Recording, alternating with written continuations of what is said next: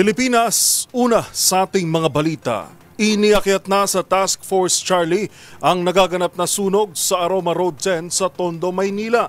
Ang pinakahuling estado ng apoy at ng mga apektadong residente. Tinutukan live ni Boy Gonzales. Boy, kamusta na dyan?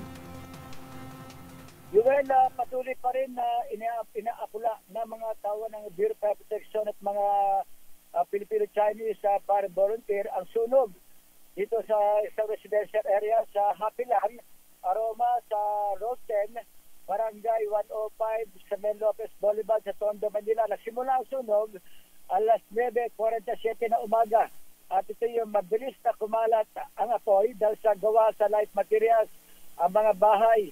Nang dumating ako rito sa site, napakakapal ng usok na kulay itim ang bumabalot sa kalangitan.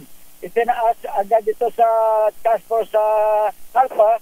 Hanggang sa ngayon ay umabot naman sa Task Force sa Charlie ang sunog. Kaya kailangan na halos na 50 truck ng bumbero ang mabilis na nag-responde dito sa naturang lugar. Pahirapan pa rin ang pagpula ng mga bumbero sa sunog dahil sa medyo malakas yung ihip ng hangin at naubusan pa ang ilang truck ng bumbero ng tubig.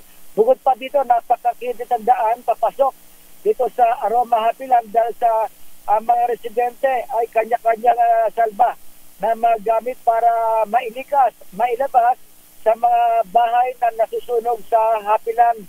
Ilang medical personnel din ang mabilis na nagtungo rito at nagresponde.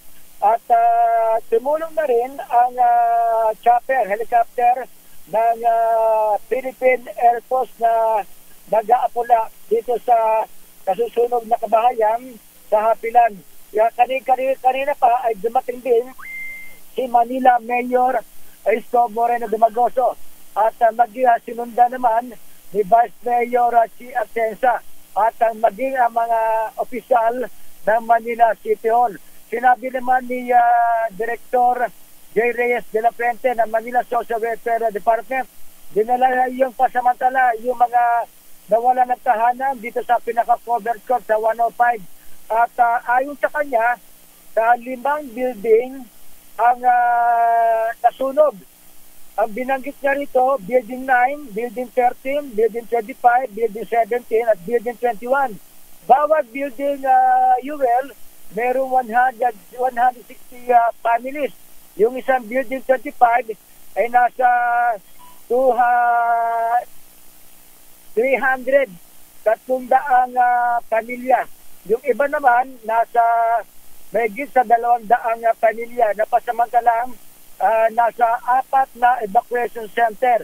Kanina ay nagmando mismo si Mayor Isko sa mga nasusunog na kabahayan at inatasan niya na agad ang mga lahat ng mga opisyal ng Manila City Hall, ang MDRRMO, ang NPPB at Manila Police District para i-clear muna yung kalsada na nasa tapat ng nasusunog na mga kabahayan dahil sa naubusan ng tubig. Para makapag-karga uli ng tubig, kailangan na ma-clear itong daanan na sa Mel Lopez Boulevard.